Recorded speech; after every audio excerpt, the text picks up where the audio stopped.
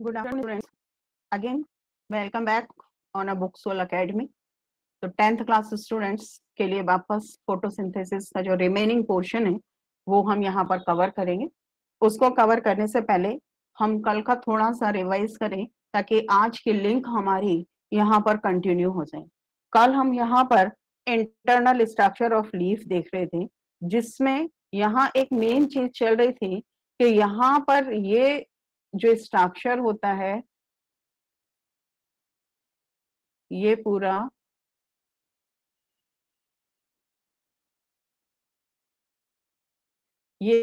का पूरा स्ट्रक्चर जो होता है वो मेसोफिल सेल्स का होता है। कल हम ये देख रहे थे कि फोटोसिंथेसिस की जो प्रोसेस होती है वो मेसोफिल सेल्स के अंदर ही होती है। और दूसरी चीज हमारे पास ये चल रही थी कि मेसोफिल सेल्स जो होती हैं, these mesophyll cells are present in a leaf between a lower and upper epidermis. Mesophyll cells जो होती हैं वो लोअर और अपर एपिडर्मिस के बीच में प्रेजेंट होती हैं, ठीक है ना। और यहाँ पर जो सेल्स प्रेजेंट होती हैं ये कहलाती हैं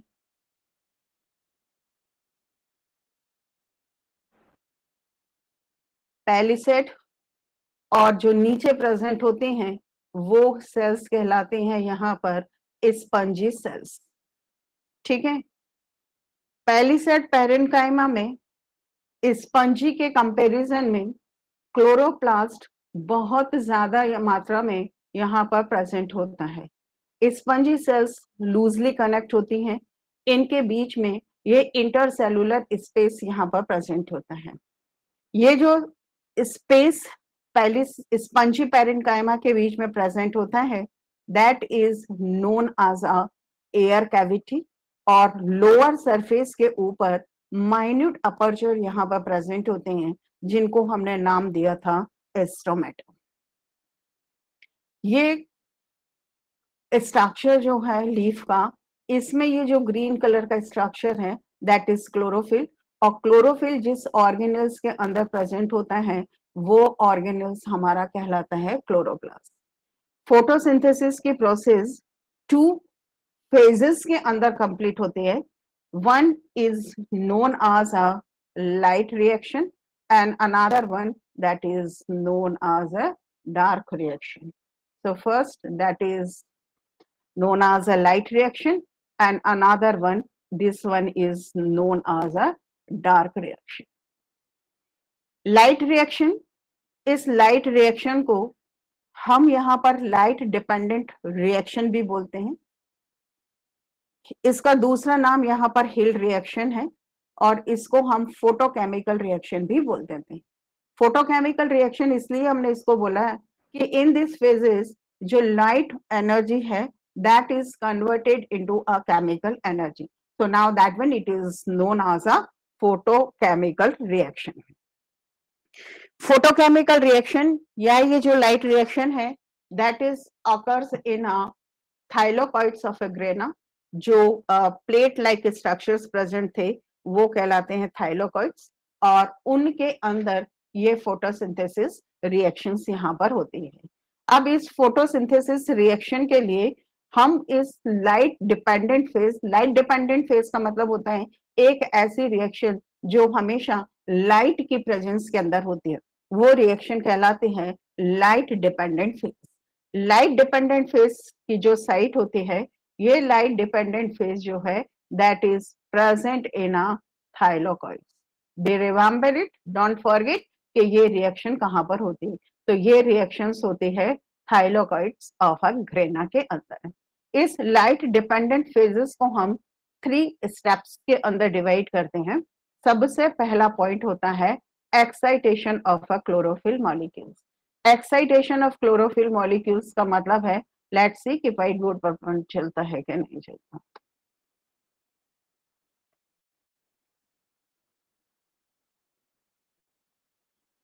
एक्साइटेशन ऑफ क्लोरोफिल मॉलिक्यूल्स से मेरा मतलब है कि जैसे ही सनलाइट लीफ के ऊपर पड़ेगी, लीफ के मॉलिक्यूल्स इस लाइट एनर्जी को यहाँ पर एब्जॉर्व करेंगे। ठीक है, suppose this is the structure of a leaf, और यहाँ पर अपन बात कर रहे हैं किसकी, यहाँ पर है दैट इज सन। ठीक है, सनलाइट एनर्जी इस लीफ के ऊपर पड़ेगी, और हमें पता है कि इस लीफ के अंदर क्लोरोफिल मॉलिक्यूल्स प्रेजेंट है। तो ये जो सनलाइट आती है, ये सनलाइट आती है लाइट के एक सबसे स्मॉलेस्ट यूनिट के फॉर्म में, that unit is known as a photon. This one is known as a photon. Photon के फॉर्म में क्लोरोफिल मॉलिक्यूल्स इस सनलाइट को एब्जॉर्ब करेंगे, और चूंकि एनर्जी लेवल अब यहाँ पर बढ़ा है, तो ये क्लोरोफिल मॉलिक्यूल्स आगे की रिएक्शन के लिए एक्साइटेड होते हैं। तो first reaction, that reaction is known as a excitation of a chlorophyll molecules. What we say कि जो फोटोसिंथेटिक पिगमेंट है क्लोरोफिल, ये लाइट एनर्जी को एब्जॉर्ब करता है in the form of a photon. समझ में आया? अब जब इसने लाइट एनर्जी को एब्जॉर्व किया होगा, तो लाइट एनर्जी को एब्जॉर्व करने के बाद अब ये क्लोरोफिल के मॉलिक्यूल्स एक्टिव हैं, और एक्टिव होने के बाद यहां से इनमें से इलेक्ट्रॉन्स निकलना शुरू हो जाते हैं। Suppose that is a one chlorophyll molecules. समझ में आया? This is a chlorophyll A. अब जब सनलाइट इसके ऊपर पड़ेगी, तो यहां से ये इलेक्ट्रॉन निकला, और निकलने के बाद इसको सबसे पहले एक एक्सेप्टर यहाँ पर होता है, प्राइमरी इलेक्ट्रॉन एक्सेप्टर, ये इसको यहाँ पर रिसीव करेगा। अब इसको रिसीव करने के बाद ये और दूसरे मतलब इलेक्ट्रॉन ट्रांसपोर्ट सिस्टम के थ्रू ये आगे की तरफ यहाँ पर मूव करना शुरू होते हैं। तो फर्स्ट एक्सेप्टर जो इस इलेक्ट्रॉन को रिसीव करने वाला होता है, उसका नाम होता है PEP, primary electron, PEA, primary electron acceptor. ठीक है, ये यहाँ पर इस इलेक्ट्रॉन को सबसे पहले यहाँ पर रिसीव करने का काम करते हैं। इसके बाद यहाँ पर और भी इलेक्ट्रॉन एक्सेप्टर प्रेजेंट होते हैं, जो वन बाय वन इस इलेक्ट्रॉन को रिसीव करके इलेक्ट्रॉन ट्रांसपोर्ट चेन के अंदर या सिस्टम के अंदर, हम चेन या सिस्टम कुछ भी कह सकते हैं, इसके अंदर यहाँ पर पहुंचाने का काम करेंगे। तो लेट्स सी कि अपन यहाँ पर सिस्टम की बात कर रहे हैं, तो that is enter in a electron transport system या चेन के अंदर यहाँ पर एंटर होते हैं। तो वही चीज आपको यहाँ पर भी समझाई जा रही है कि जैसे ही ये क्लोरोफिल मॉलिक्यूल्स लाइट एनर्जी को फोटोन के फॉर्म में एब्जॉर्व करता है, वैसे ही ये क्लोरोफिल के मॉलिक्यूल्स एक्साइटेड होते हैं, और एक्साइट होने के बाद अब इनमें से इलेक्ट्रॉन्स निकलना शुरू होते हैं। अब ये इलेक्ट्रॉन्स धीरे धीरे एक के बाद एक एक्सेप्टर के थ्रू चेन के अंदर, इस इलेक्ट्रॉन ट्रांसपोर्ट चेन के अंदर पहुंचना शुरू हो जाते हैं। समझ में आया? अब साथ ही साथ यहाँ पर क्या होता है कि जब हम आगे की बात करें, तो जब ये इलेक्ट्रॉन यहाँ पर मतलब क्लोरोफिल के मॉलिक्यूल जब यहाँ पर एक्साइटेड होते हैं, तो कल हम ये देख रहे थे कि इस फोटोसिंथेसिस की रिएक्शन के लिए हमको यहाँ पर वाटर की भी जरूरत पड़ती है। ठीक है, किसकी जरूरत पड़ती है यहाँ पर? हमें यहाँ पर वाटर की जरूरत पड़ेगी। अब ये वाटर कहाँ से पहुंचेगा? कल हमने देखा था कि वाटर जो है जाइलम वेसल्स के थ्रू, ये वाटर जो है ये जाइलम वेसल्स के थ्रू, अरे क्या हो रहा है, ये लिखा ही नहीं आ रहा। ये वाटर जो है रूट मॉलिक्यूल्स से, या मतलब रूट जाइलम के थ्रू लीफ तक पहुंचाने का काम करते हैं। आ रही बात समझ में? अब जब यहां से ये लीफ के अंदर पहुंचेगा तो यहाँ पर जो फर्दर रिएक्शंस होने वाली है, उस फर्दर रिएक्शंस में हम यहाँ पर ये देखते हैं कि जब यहाँ पर है तो रिएक्शन होती है that is known as splitting of a water molecules, और लाइट की प्रेजेंस में वाटर मॉलिक्यूल्स का जो स्प्लिटिंग या ब्रेकडाउन होता है वो कहलाता है फोटोलिसिस। क्योंकि यहाँ पर ये जो वर्ड है फोटो, इसका मतलब होता है लाइट, और दूसरा वर्ड है यहाँ पर lysis, that means the breakdown. तो फोटो मीन्स लाइट, लिसिस मतलब ब्रेकडाउन। व्हाट इज से वाटर मॉलिक्यूल्स का ब्रेकडाउन होना। समझ में आ गई बात? तो यहाँ पर जब फोटोलिसिस होगा, अभी सेकेंड स्टेप अपन बाद में देखेंगे, तो जब यहाँ पर वाटर का फोटोलिसिस होता है तो इसमें यहाँ पर 4 बन गए हमारे पास हाइड्रोजन आयन, और यहाँ हमें 4 फोटॉन्स की जरूरत पड़ रही है। तो फोटॉन्स क्या है?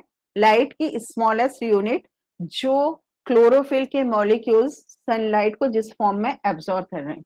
अब ये फोटोन क्या कर रहा है? ये फोटोन लीफ के पास जो वाटर के मॉलिक्यूल्स प्रेजेंट हैं, इन वाटर के मॉलिक्यूल्स को ब्रेक डाउन करने का काम करता है।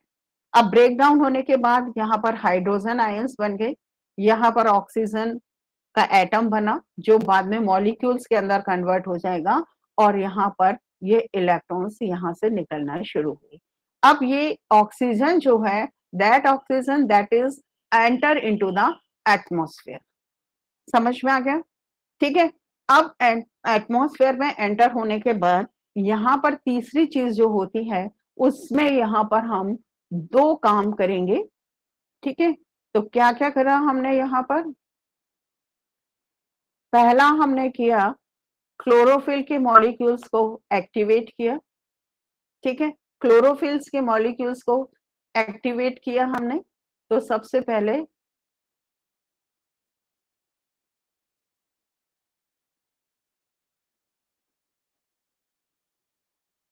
क्लोरोफिल्स के मॉलिक्यूल्स को एक्टिव किया। और एक्टिव कैसे होगा? वो सनलाइट को एब्जॉर्ब करेगा, और एब्जॉर्ब करने के बाद, ठीक है, वो मॉलिक्यूल्स एक्साइटेड है। किसके लिए? वो मॉलिक्यूल्स एक्साइटेड है इलेक्ट्रॉन्स को यहां से ओमिट करने के लिए।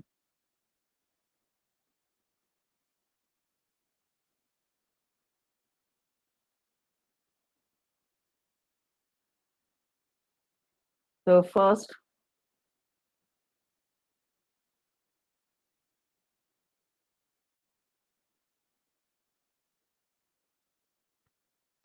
राइटिंग नहीं आ रही यहाँ अच्छी, दूसरा देखते हैं अपन। तो क्या हो रहा है? फर्स्ट सबसे पहले हमने किसको किया? क्लोरोफिल के मॉलिक्यूल्स को जो लीफ में प्रेजेंट हैं उनको हमने एक्टिव किया। अब एक्टिव करने के बाद क्या होगा यहाँ से कि ये इलेक्ट्रॉन्स इलेक्ट्रॉन ट्रांसपोर्ट चेन के अंदर यहाँ पर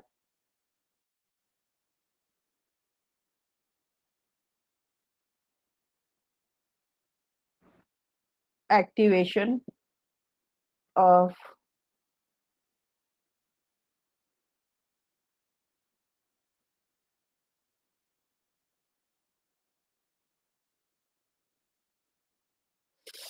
मेरी तो राइटिंग ही नहीं आती इसके ऊपर तो बिल्कुल भी।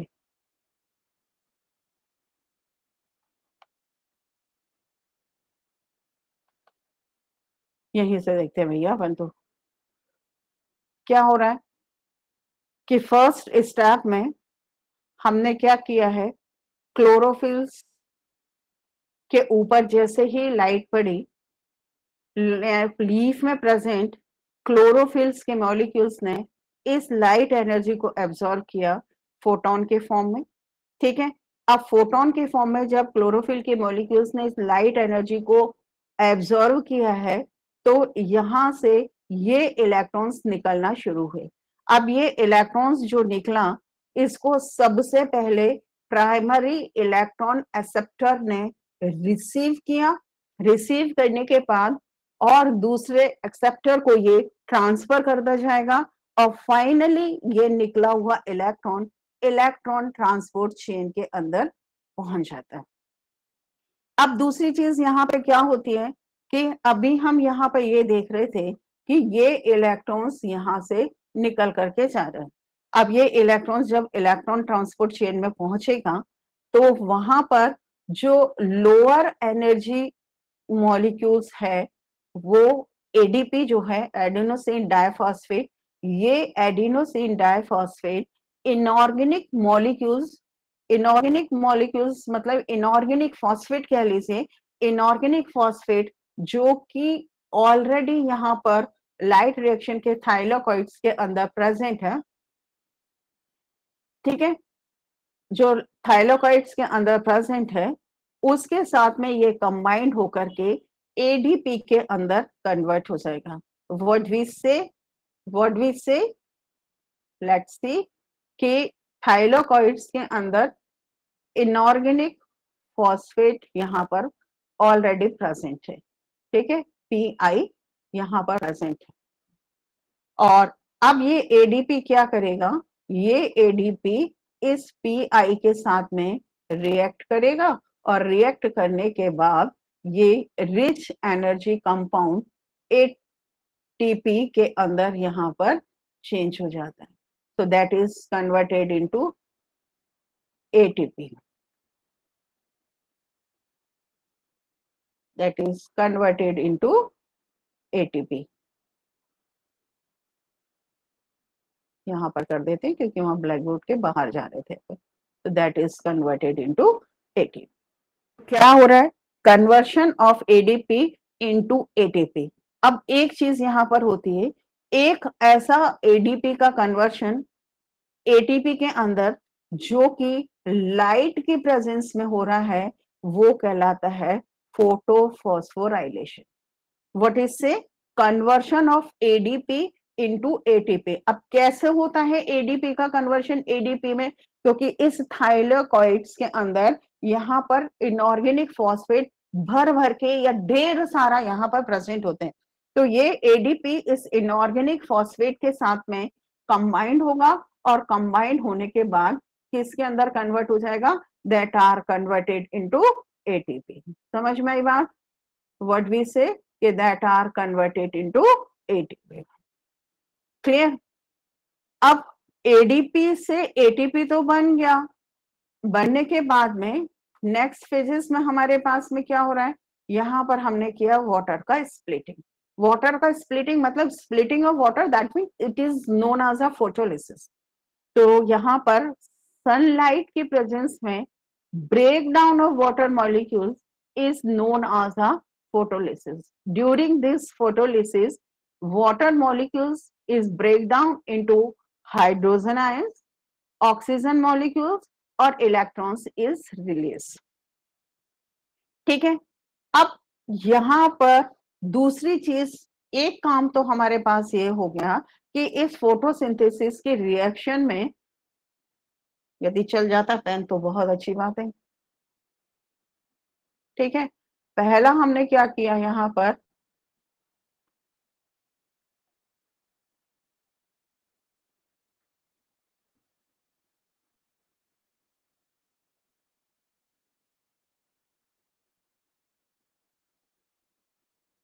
पहले हमने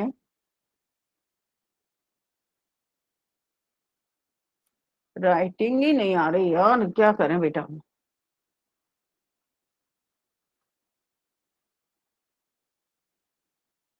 पहले हमने क्या किया, हमने इसको कन्वर्ट किया, ठीक है। किसके अंदर कन्वर्ट किया हमने, ये था हमारे पास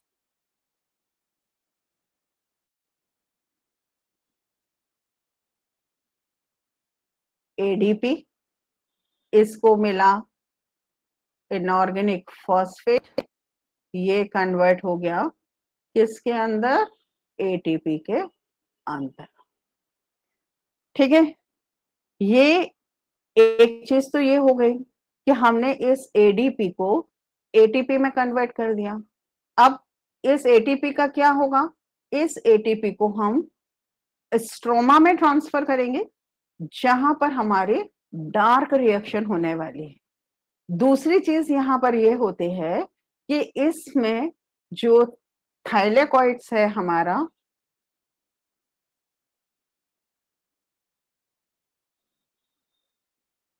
जो हमारे पास थाइलेकॉइड्स है, यहाँ राइटिंग की क्यों इतनी समस्या आती है, इस थाइलेकॉइड्स में एक और यहाँ पर चीज प्रेजेंट है, एक और कंपाउंड यहाँ पर प्रेजेंट है, that is known as NADP।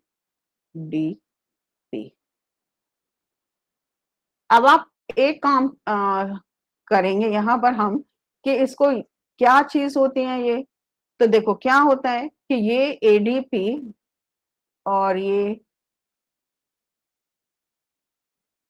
NADP, ये दो चीज जो होती हैं, ये लो, मतलब ये एनर्जी की पॉकेट तो है, एनर्जी का पर्स तो है, लेकिन इनके अंदर एनर्जी नहीं है।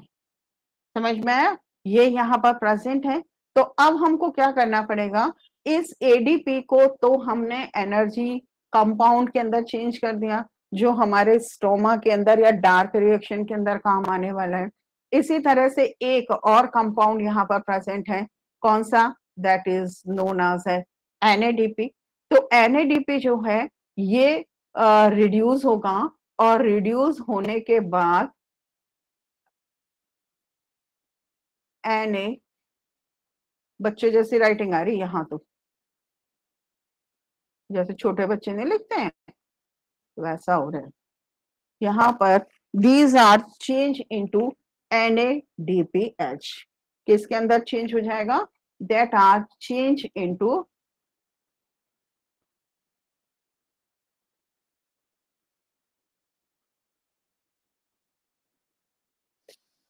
क्या बताऊं, क्यों नहीं आ रही writing, that are change into NADPH। NADPH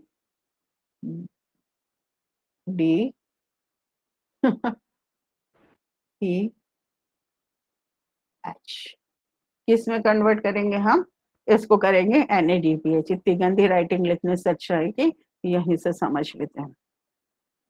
तो अब यहाँ पर एक कंपाउंड तो हमारा क्या बन गया था, एक तो बना हमारे पास जो हमारे प्रीवियस पेज पर है, वो कौन सा है, ये बन गया ATP।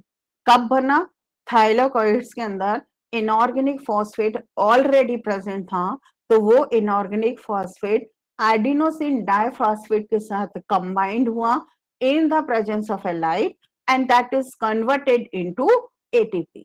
So now here conversion of ADP into ATP, that is known as a photophosphorylation. अब इस फोटोफॉस्फोराइलेशन या लाइट रिएक्शन में जो एटीपी बना है, इस एटीपी को हमें कहां पर यूज करना पड़ेगा, ये यूज होगा डार्क रिएक्शन में, और उसके बाद यहाँ पर ग्लूकोज या सुक्रोज के मॉलिक्यूल्स का फॉर्मेशन होता है। तो एक कंपाउंड तो फोटोसिंथेसिस की लाइट रिएक्शन में बन गया एटीपी। दूसरी चीज जो यहाँ पर बनी थी वो थी हमारे पास ऑक्सीजन, ठीक है, जो फोटोलिसिस ऑफ वाटर से बन रही थी, क्लियर। तो दूसरी चीज बन गई ऑक्सीजन। अब तीसरी चीज हमें क्या करना है, जो थाइलेकॉइड्स में एनर्जी की पॉकेट प्रेजेंट है, खाली पॉकेट प्रेजेंट है जिसमें अभी कुछ भी नहीं है, उसमें हमें NADPH मतलब एनर्जी रिच कंपाउंड को भरना है। अब कैसे होगा कि यहां से ये जो हाइड्रोजन आयंस रिलीज हुए थे, ये हाइड्रोजन आयंस इस NADP को NADPH में कन्वर्ट कर देंगे। समझ में आया? ये जो हाइड्रोजन आयंस हैं, ये हाइड्रोजन आयंस क्या करेंगे,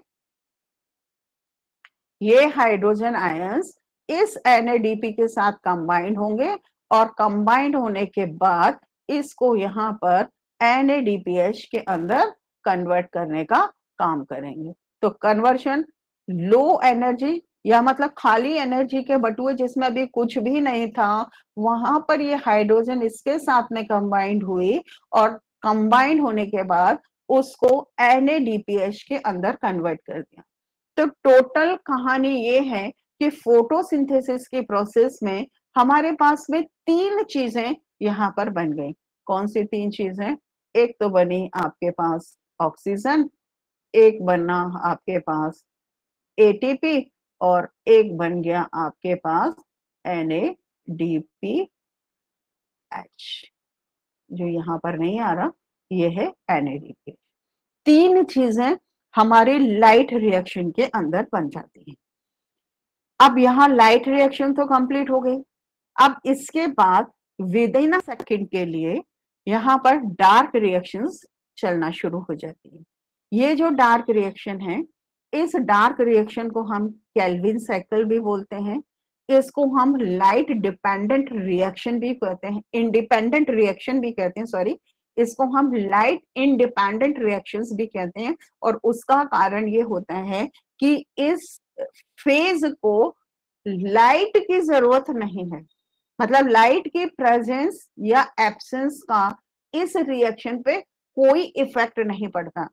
नो वन इज से कि ये रिएक्शन अंधेरे में होती है या रात में होती है, ये गलत है।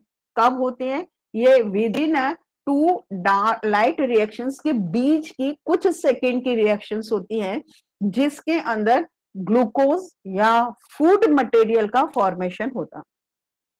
अब ये रिएक्शंस होती कहाँ? That reactions these are present in a stoma. What is stoma? जो क्लोरोप्लास्ट के अंदर ग्राउंड सब्सटेंस प्रेजेंट था, उस ग्राउंड सब्सटेंस को हम यहाँ पर कह देते हैं क्या? स्टोमा।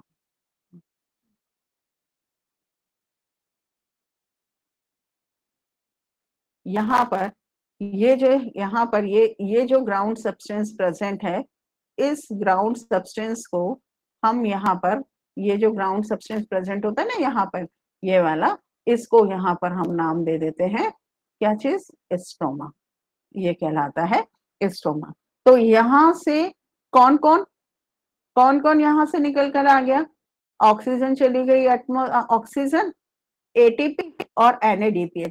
ये चीजें यहाँ से निकल करके कहां पर आ गई? इस ग्राउंड सब्सटेंस के अंदर आ गई। आ रही बात समझ में? Yes no? इस ग्राउंड सब्सटेंस में आ गई। अब जब ये चीजें ग्राउंड सब्सटेंस में आ गई, तो अब यहां से डार्क रिएक्शन शुरू हो जाएगी। कैसे होगी डार्क रिएक्शंस? ये डार्क रिएक्शंस के लिए हमने कहा कि occurs in stroma, this reactions does not require light energy, मतलब इसके लिए लाइट एनर्जी की जरूरत नहीं है। It occurs simultaneously with the light reactions, उसके साथ ही होती है। कब? Time gap between the two is less than the 1000 of A second, मतलब वो इतने छोटा सा टाइम पीरियड है दो लाइट रिएक्शन के बीच का, जिसके अंदर ये डार्क रिएक्शंस यहाँ पर हो जाती है। अब डार्क रिएक्शन में होगा क्या कि जो हमारे पास थाइलोकॉइड्स था, इस थाइलेकॉइड्स से यहाँ पर कौन कौन? NADPH और ATP मॉलिक्यूल्स, ये निकलकर कहां पर आ गए? ये निकलकर आ जाते हैं कहां पर? इस स्ट्रोमा के अंदर। अब इनका यूज जो होगा, हम यहाँ पर डार्क रिएक्शन में शुगर मॉलिक्यूल्स के फॉर्मेशन के लिए करेंगे। अब कैसे करेंगे? यहाँ पर कि जो लीफ है, उस लीफ को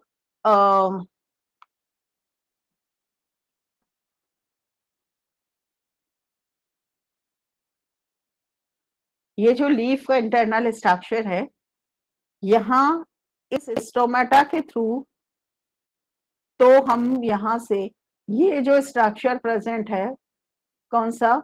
ये वाला स्टोमा वाला, स्टोमेटा वाला, यहाँ से एटमॉस्फेयर की कार्बन डाइऑक्साइड को हम इसके बीच में, ये जो गैप प्रेजेंट है, इनके बीच में हमने एंटर कराना शुरू किया। क्योंकि फोटोसिंथेसिस के प्रोसेस में जब ये स्टोमेटा ओपन होते हैं, तो ये यहाँ से अंदर की तरफ एंटर करते हैं। समझ में आई बात? समझ में आ गई बात? तो हमने इसको यहाँ पर एंटर कराया। कहाँ से? हमें चाहिए यहाँ पर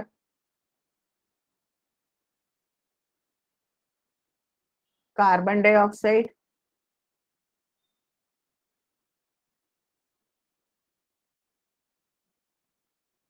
चिंतन नहीं है कहीं यहाँ पर। कार्बन डाइऑक्साइड, हमने इस कार्बन डाइऑक्साइड को यहाँ पर एंटर करा दिया।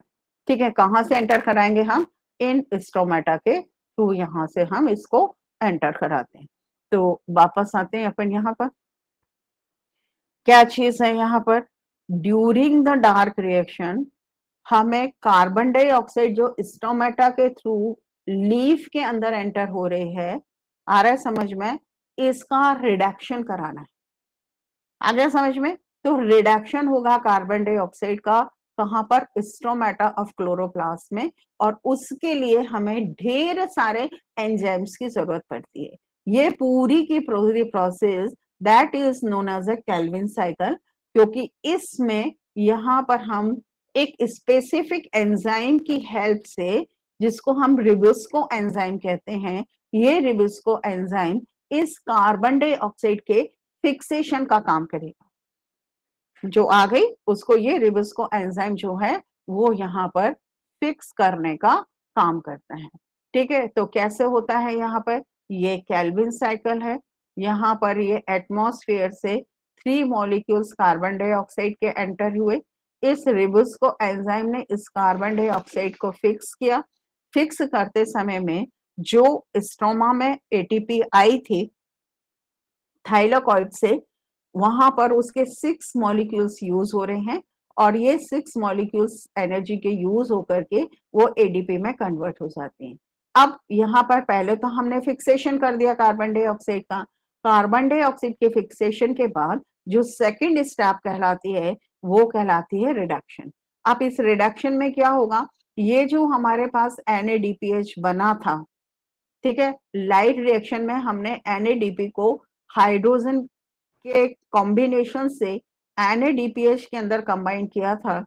तो ये NADPH again break down into NADP, और ये हाइड्रोजन यहाँ से रिलीज होगी।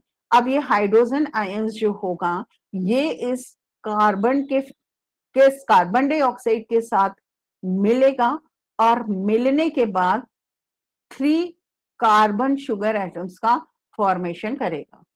ठीक है, अब कार्बन शुगर बनी, शुगर बनने के बाद ये RUBP वापस से रीजनरेट होगा, और रीजनरेट होकर के नेक्स्ट मॉलिक्यूल्स को यहाँ पर कार्बन डाइऑक्साइड के रिसीव करने का काम करेगा, या उसके फिक्सेशन के अंदर हेल्प करता।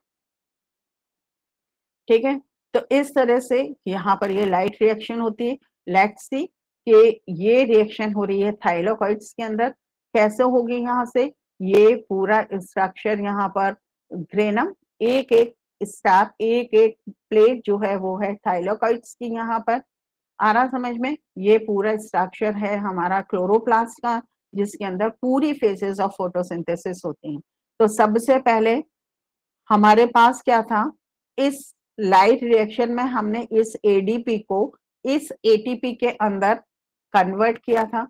कैसे कन्वर्ट किया था? इसमें हमने इनऑर्गेनिक फॉस्फेट को ऐड किया था, तो एटीपी बनी थी। इस एडीपी को हमने हाइड्रोजन प्रोवाइड कराई थी, तो ये बन गया था NADPH। अब ये एटीपी और NADPH ये थाइलेकॉइड से निकल करके ग्राउंड सब्सटेंस स्ट्रोमा के अंदर आएंगे, और स्ट्रोमा में आने के बाद यहाँ पर केमिकल सीरीज यहाँ पर चलेगी एंजाइम की, जिसके थ्रू हम कार्बन डाइऑक्साइड का फिक्सेशन करेंगे। कार्बन डाइऑक्साइड के फिक्सेशन के लिए हमें जिस एंजाइम की जरूरत होती है वो एंजाइम कहलाता है रिबुस्को। इस कार्बन डाइऑक्साइड का फिक्सेशन केल्विन साइकिल में 3 स्टेप्स के अंदर होता है। तो सबसे पहले वाली स्टेप जो होती है उसमें हमने कार्बन का फिक्सेशन किया। कार्बन का फिक्सेशन करने के बाद इसको हमने रिड्यूस किया, तो रिडक्शन, और रिडक्शन के बाद वापस से RUBP का जनरेशन किया। ठीक है, जब जनरेशन करेंगे तो यहाँ से फिर ATP निकल करके ADP में कन्वर्ट हो गई। आया समझ में? तो 3 मॉलिक्यूल्स कार्बन डाइऑक्साइड के फिक्सेशन के लिए हमें 6 और 3 9 मॉलिक्यूल्स एटीपी चाहिए, ठीक है, 3 के, जबकि हमारा बनता क्या है वहां पर, C6 बनता है। तो इसका मतलब 9 9 18 मॉलिक्यूल्स तो हमें एटीपी के चाहिए। आया समझ में? 3 मॉलिक्यूल्स कार्बन डाइऑक्साइड के फिक्सेशन में 6 मॉलिक्यूल्स NADPH के लग रहे हैं। तो 6 मॉलिक्यूल्स कार्बन डाइऑक्साइड के फिक्सेशन में NADPH के लगेंगे यहाँ पर 12 मॉलिक्यूल्स। आया समझ में? और यहाँ पर 6 कार्बन शुगर बन जाएगी।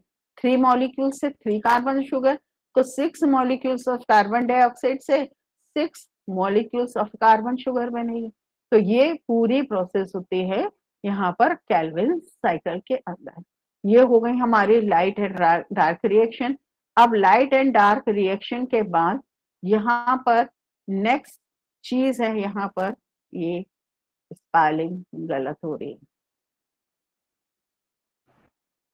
ठीक है। तो फोटोसिंथेटिक पिगमेंट जो होते हैं वो कलर्ड ऑर्गेनिक सब्सटेंस होते हैं जो मॉलिक्यूल्स के फॉर्म में प्रेजेंट होते हैं, और ये ग्रीन प्लांट्स के अंदर मिलेंगे क्योंकि वहां पर फोटोसिंथेसिस के प्रोसेस के लिए एक ग्रीन कलर का पिगमेंट क्लोरोफिल वहां पर प्रेजेंट होता है। क्या कहा? ग्रीन कलर का पिगमेंट क्लोरोफिल वहां पर प्रेजेंट होता है। इसके अलावा जो हमारे पास फोटोसिंथेटिक पिगमेंट जो लीफ के अंदर यहाँ पर प्रेजेंट है वो कौन कौन से हैं? क्लोरोफिल ए, जिसे chlorophyll A main photosynthetic pigment था। इसके अलावा एसेसरी क्लोरोफिल बी, कैरोटीनॉइड और ज़ैंथोफिल हैं। पिगमेंट्स विजुअल लाइट को एब्जॉर्ब करने का काम करते हैं। तो यहाँ पर क्लोरोफिल एक ऐसा फोटोसिंथेटिक सब्सटेंस या पिगमेंट होता है जो सनलाइट को ट्रैप करता है, मतलब उसको रिसीव करता है, उसको एब्जॉर्ब करता है और शुगर के फॉर्मेशन में हेल्प करता है। ये पूरी फोटोसिंथेटिक की प्रोसेस प्लांट्स के ग्रीन पार्ट्स में मिलेगी, कुछ ब्लू ग्रीन एल्गी जिनमें फोटोसिंथेसिस होती है, और साथ ही साथ यहाँ पर जो साइनोबैक्टीरिया होते हैं, इन साइनोबैक्टीरिया के अंदर भी यहाँ पर फोटोसिंथेसिस की प्रोसेस होती है। ये विजुअल लाइट फोटोसिंथेसिस के प्रोसेस के लिए बहुत जरूरी होती है, और इस स्पेक्ट्रम या विजुअल लाइट में जो 7 कलर होते हैं वो सब फोटोसिंथेसिस के लिए रिस्पॉन्सिबल नहीं होते। फोटोसिंथेसिस के लिए स्पेक्ट्रम में से सिर्फ रेड और ब्लू लाइट जो होती हैं वो फोटोसिंथेसिस के लिए मेन होती है, जिसमें फोटोसिंथेसिस की पूरी प्रोसेस यहाँ पर होती है। अब ये फोटोसिंथेसिस होता कहाँ है? तो ये साइट ऑफ फोटोसिंथेसिस के लिए पहली चीज तो हमें ग्रीन कलर के प्लास्टिक क्लोरोफिल की जरूरत होती है। क्लोरोफिल क्लोरोप्लास्ट के अंदर प्रेजेंट होता है। क्लोरोप्लास्ट जो है वो मीजोफिल सेल्स में प्रेजेंट होता है। अब ये मीजोफिल सेल्स लीफ की अपर और लोअर एपिडर्मिस के बीच में यहाँ पर प्रेजेंट होते हैं। इन मीजोफिल सेल्स को हमने पैलिसेड पैरेन्काइमा और स्पंजी पैरेन्काइमा में डिवाइड किया। अपर लीफ के नीचे जो प्रेजेंट होते हैं वो पैलिसेड होते हैं, और पैलिसेड के नीचे जो पैरेन्काइमा लूजली स्क्राटेड होते हैं लीफ के अंदर, वो होते हैं स्पंज। फोटोसिंथेसिस के प्रोसेस 2 फेजेस में कंप्लीट होती है। एक है लाइट रिएक्शन, दूसरी है डार्क रिएक्शन। लाइट रिएक्शन होती है थाइलोकॉइड्स के अंदर और डार्क रिएक्शन होती है स्ट्रोमा के अंदर, ठीक है। अब ये तो सारा हो गया। अब इस फोटोसिंथेसिस की प्रोसेस के लिए या फोटोसिंथेसिस के लिए जो फैक्टर यहाँ पर चाहिए या जो फैक्टर इफेक्ट डालते हैं फोटोसिंथेसिस के ऊपर, वो हमारे पास दोनों तरह के फैक्टर हैं। एक यहाँ पर एक्सटर्नल फैक्टर है। एक्सटर्नल फैक्टर का मतलब होता है जो बाहर से फोटोसिंथेसिस के ऊपर इफेक्ट डालते हैं। उसमें एक होता है इंटेंसिटी ऑफ लाइट। तो लो इंटेंसिटी, यदि लाइट की इंटेंसिटी कम है तो रेट ऑफ फोटोसिंथेसिस भी कम होगा। यदि इंटेंसिटी ऑफ लाइट ज्यादा है तो रेट ऑफ फोटोसिंथेसिस इंक्रीज तो होती है बट एक सर्टेन लिमिट तक। समझ में आया? बहुत ज्यादा यदि इंटेंसिटी ऑफ लाइट हो जाएगी तो रेट ऑफ फोटोसिंथेसिस डिक्रीज होती है, और डिक्रीज होने का मेन रीजन ये होता है कि उसमें जो फोटोसिंथेटिक एपरेटस होता है वो यहाँ पर डैमेज हो जाता है, और वो प्रोसेस कहलाती है सोलराइजेशन। अब इस इंटेंसिटी के अलावा जो लाइट की क्वालिटी है वो भी फोटोसिंथेसिस के ऊपर मेन इफेक्ट डालती है, क्योंकि पूरे स्पेक्ट्रम में से जो ग्रीन कलर पिगमेंट क्लोरोफिल है वही मोस्टली ब्लू और रेड कलर के स्पेक्ट्रम को एब्जॉर्ब करता है, और उसी के अंदर मेन फोटोसिंथेसिस की प्रोसेस होती है। जब इसको यहाँ पर इन दो कलर को एब्जॉर्ब करके ये वापस से रिफ्लेक्ट करता है तो रिफ्लेक्ट करने समय हमें ये ग्रीन लाइट दिखाई देती है। फोटोसिंथेसिस की प्रोसेस जो है वो सबसे ज्यादा हाई होती है रेड और ब्लू कलर की लाइट के अंदर, लेकिन कभी भी ग्रीन लाइट के अंदर फोटोसिंथेसिस की प्रोसेस नहीं होती है। ठीक है। टेम्परेचर भी फोटोसिंथेसिस के ऊपर एक इफेक्ट डालता है। यदि टेम्परेचर 40 से ज्यादा हो जाएगा तो फोटोसिंथेसिस की जो रिएक्शन है वो कम होने लगती है। कम टेम्परेचर के ऊपर भी फोटोसिंथेसिस बहुत अच्छे से नहीं होती, क्योंकि लोअर टेम्परेचर के ऊपर जो एंजाइम चाहिए है फोटोसिंथेसिस के लिए उनकी एक्टिविटीज जो है वो इनहिबिट्स हो जाती है। डार्क रिएक्शन के लिए बहुत सारे एंजाइम्स की जरूरत होती है, और ये एंजाइम्स जो होते हैं एक स्पेसिफिक टेम्परेचर के ऊपर वर्क करते हैं। यदि टेम्परेचर बहुत लो हो जाएगा तो एंजाइमिक एक्टिविटीज भी यहाँ पर लो हो जाती हैं, और हाई टेम्परेचर पर चूंकि ये एंजाइम यहाँ पर डिस्ट्रॉयड हो जाते हैं या इनएक्टिव हो जाते हैं, तो हायर टेम्परेचर पर भी फोटोसिंथेसिस नहीं होती, और लोअर टेम्परेचर के ऊपर भी फोटोसिंथेसिस नहीं होती। इसी तरह से कार्बन डाइऑक्साइड भी फोटोसिंथेसिस के ऊपर एक इफेक्ट डालती है। हमें ये पता है कि कार्बन डाइऑक्साइड की कंसंट्रेशन एटमॉस्फेयर में 0.2 टू 0.3 तक होती है। तो rate of photosynthesis carbon dioxide की कंसंट्रेशन के साथ साथ यहाँ पर इंक्रीज तो होती जाती है। आ रहा है समझ में? तो rate of photosynthesis is increase by increasing the concentration of carbon dioxide in atmosphere. ठीक है। कब तक? जब तक लाइट और टेम्परेचर की कंडीशन जो है वो लिमिटिंग फैक्टर का काम नहीं करती। एक सेम टेम्परेचर जब बढ़ा रहे हो, बढ़ाते बढ़ाते यदि इन दोनों में से कोई भी एक लिमिटिंग फैक्टर के रूप में काम होएगा, हो जाता है, तो कार्बन डाइऑक्साइड की कंसंट्रेशन बढ़ाने पर रेट ऑफ फोटोसिंथेसिस वहां पर इंक्रीज नहीं होती है।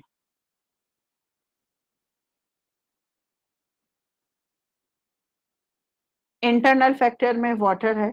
हमें ये पता है कि वाटर जो है वो सिर्फ 1% प्लांट्स वाटर को यूटिलाइज कर रहे हैं एज ए रॉ मटेरियल, तो वाटर तो बहुत कम ऐसा होते हैं कि वो लिमिटिंग फैक्टर के रूप में काम करते हैं। अब इंटरनल फैक्टर में है क्लोरोफिल। तो क्लोरोफिल यदि एडिक्वेट क्वांटिटी में है, मतलब उसको भरपूर है यहाँ पर, तो ठीक है। Inadequate amount of nutrients like a mineral. ठीक है। इनएडिक्वेट यदि कम हो गई अमाउंट किसी भी मिनरल की, स्पेशली क्लोरोफिल के फॉर्मेशन के लिए मैग्नीशियम हमें चाहिए होते हैं, आगे समझ में? तो वहां पर क्लोरोफिल की अमाउंट कम होगी, और अमाउंट कम होने के बाद वो प्रॉपर सोलर एनर्जी को ट्रैप नहीं कर पाएंगे।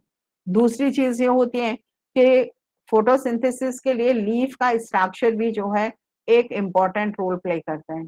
लीफ की साइज यदि ब्रॉड है तो बहुत फोटोसिंथेसिस होगी, यदि वो बहुत ज्यादा थिकनेस है तो सनलाइट पेनिट्रेशन में थोड़ी सी प्रॉब्लम होती है। स्टोमेटा का डिस्ट्रीब्यूशन जितना ज्यादा होगा उतनी ज्यादा कार्बन डाइऑक्साइड इनटेक करेगा। ठीक है। उतनी लाइट एंटर होगी, जितनी बड़ी साइज होगी लीफ की उतनी लाइट एंटर होगी, उतनी ज्यादा यहाँ पर फोटोसिंथेसिस होती है।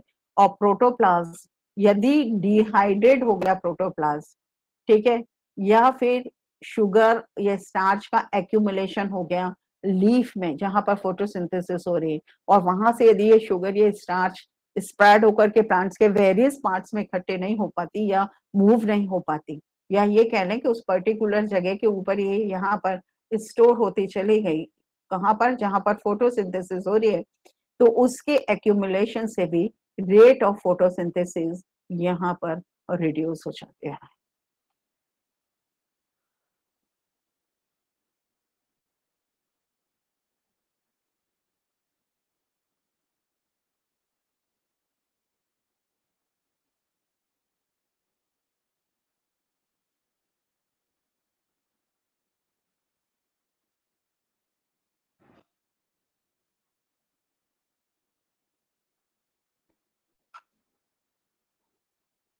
ओके, सो